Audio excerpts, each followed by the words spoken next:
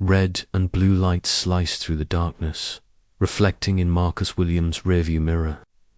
The 42-year-old black man places his hands carefully at 10 and 2 on the steering wheel, breathing controlled, jaw set. Behind him, heavy. Boots crunch on gravel. Marcus had worked until nearly 11 p.m. at Metropolitan Police Department headquarters. As newly appointed Director of Internal Affairs, he'd inherited complaints gathering dust for months.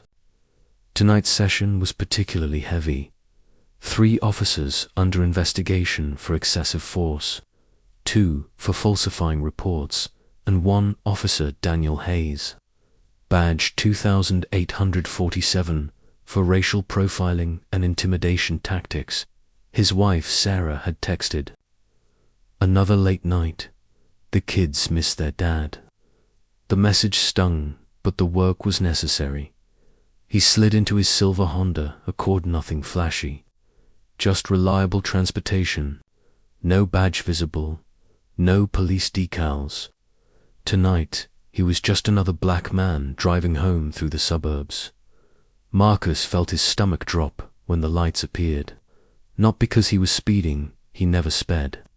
Had learned any infraction could escalate quickly for someone who looked like him. No.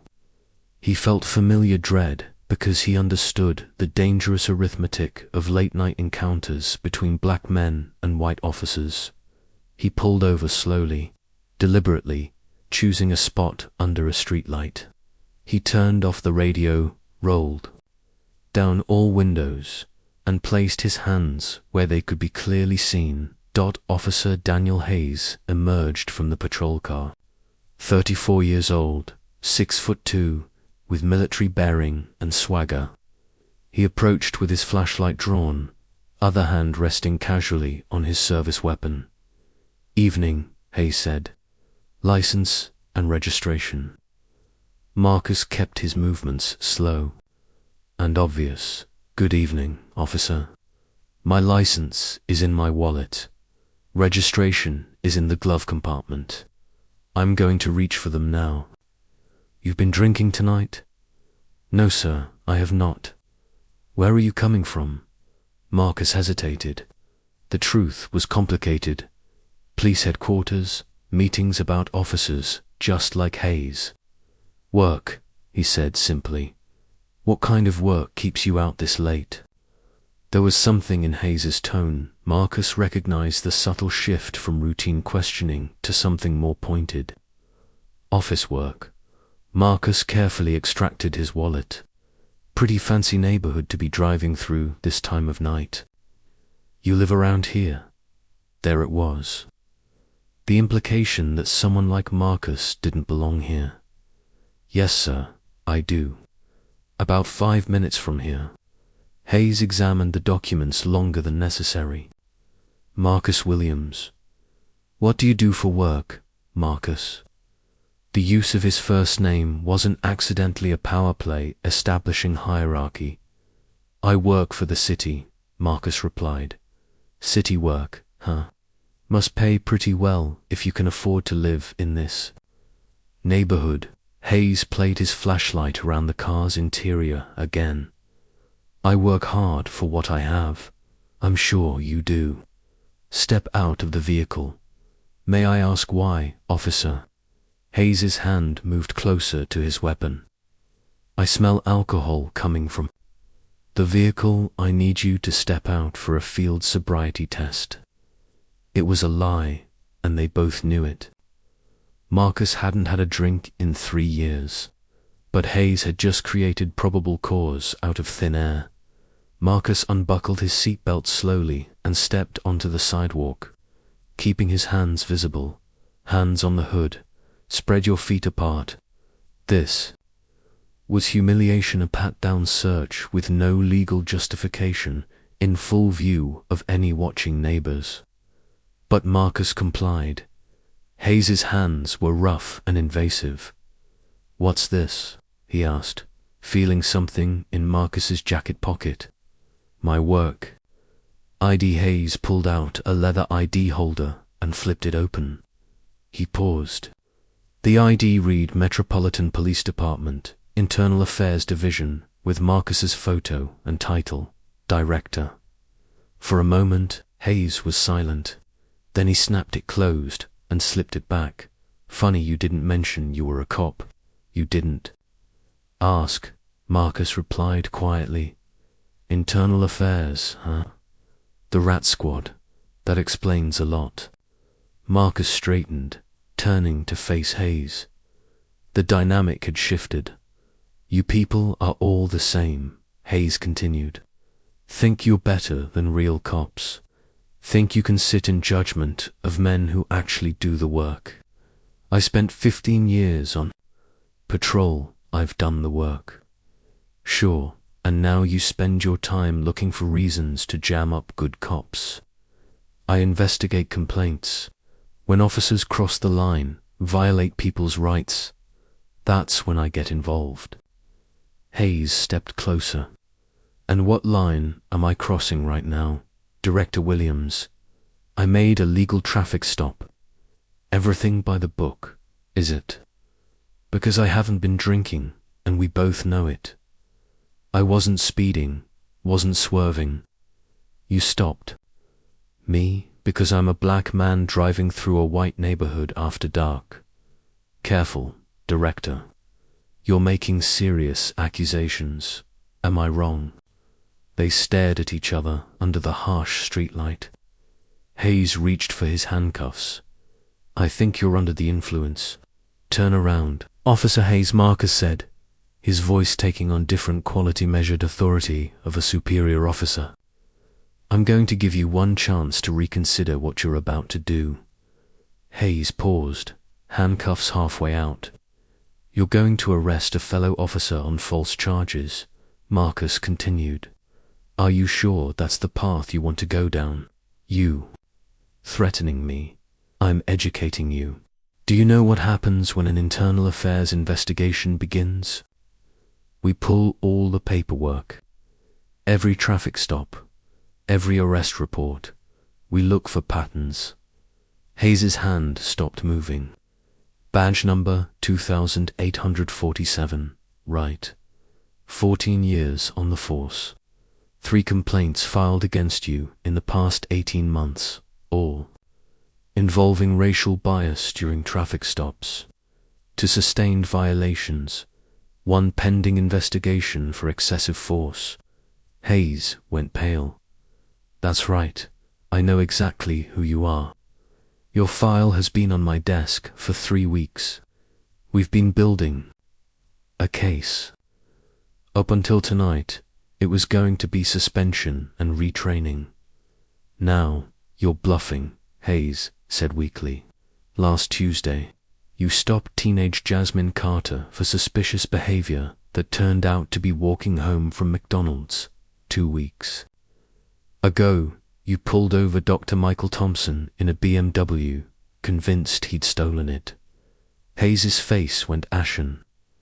I know about every stop you've made in the past 6 months where the driver happened to be black. The pattern of prolonged detentions, unnecessary searches. So here's where we stand, Marcus said calmly. You can arrest me on false charges and turn this into evening news material, or you can make a different choice. Acknowledge this stop was based on prejudice. Write an honest report. The silence stretched. Hayes was trapped, and both men knew it. His body camera was recording everything. You set me up, Hayes whispered. No, you set yourself up. I was just driving home when you decided to pull me over for being black after dark. Hayes stepped back, the fight going out of him. What happens now? That depends on you. Your body camera caught it all. You're going to destroy my career. Over. This, Officer Hayes. Do you have children? The question caught Hayes off guard. What does that? Do you have children? A daughter. She's 8. If she were driving home 20 years from now, and a police officer stopped her for no reason, other than skin color, how would you want that officer to treat her? Hayes was quiet for a long time. "I don't think of myself as racist," he said reluctantly. "Most people don't. But racism isn't just burning crosses. It's assuming the worst about people based on how they look." Marcus walked back toward his car. 22 years ago, I was a rookie partnered with veteran Bill Morrison. We got a call about a suspicious black male in an upscale neighborhood. Bill assumed the teenager had stolen something, kept escalating. The kid was terrified. Turns out he lived there. His father was a surgeon. That kid became federal judge David Washington. Marcus pulled out a business card. "That's my direct number. If you decide you want to be better, call me." There are training programs, community outreach, ways to become the kind of cop your daughter can be proud of. Your body camera recorded this entire conversation. Tomorrow morning, I'm reviewing the footage. You can write a report that lies about tonight, but the camera tells the truth. Or you write an honest report, document that personal biases influenced your judgment. Marcus started his engine. The choice is yours. Double down on who you've been, or decide to become someone better. Before pulling away, Hayes stepped closer. "If you already had enough evidence, why didn't you move forward?" "Because I believe in second chances. Your file showed a pattern, but not egregious misconduct demanding immediate termination. What happened here changes everything. The question is whether you're capable of recognizing that and changing course." "Thank you," Hayes called out. Marcus studied the younger man's face, seeing exhaustion, confusion, and something that might have been genuine remorse. "Don't thank me yet. Thank me in 6 months, if you've actually changed. Thank me when you're the kind of officer who would never make a stop like this." Marcus Williams stood at the podium for the quarterly internal affairs briefing. "I want to share a story about the power of accountability, redemption, and second chances." In the third row, Officer Daniel Hayes listened intently. He looked different, more thoughtful, less rigid. Hayes had received fair disciplinary action, 2-week suspension, mandatory bias training, community service, and regular check-ins. More importantly, he'd volunteered for additional training and begun speaking at police academies about unconscious bias. "Change is possible," Marcus continued, "but only when we're willing to acknowledge mistakes, confront prejudices, and commit to doing better." After the briefing, Hayes approached. "Director Williams, I wanted to thank you again."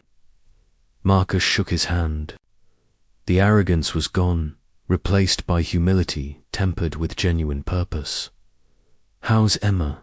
Hayes smiled. "She's proud of her dad again. Really proud. She came with me to the community center when I was helping with youth basketball. She told everyone. I was one of the good cops. And you are. I'm trying to be. Every day." As Hayes walked away, Marcus felt something he rarely allowed himself: hope.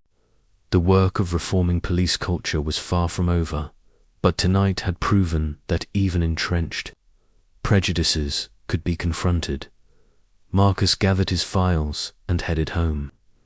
In a few hours, other officers would be making stops, responding to calls. Most interactions would be professional. Some would not be. But maybe, because of conversations like this one, a few more would be just a little bit better. It wasn't enough to solve all problems of modern policing, but it was a start. And sometimes, a start was all you needed to begin the journey toward justice. Marcus drove home through quiet streets where all citizens, regardless of color, had the right to travel freely, safely, and with dignity. A simple right, but one worth fighting for. One conversation at a time, one choice at a time, one officer at a time. If this story moved you, Don't forget to like, share, and subscribe for more powerful true stories. Drop a comment with your thoughts and tell us, what truth are you brave enough to speak today?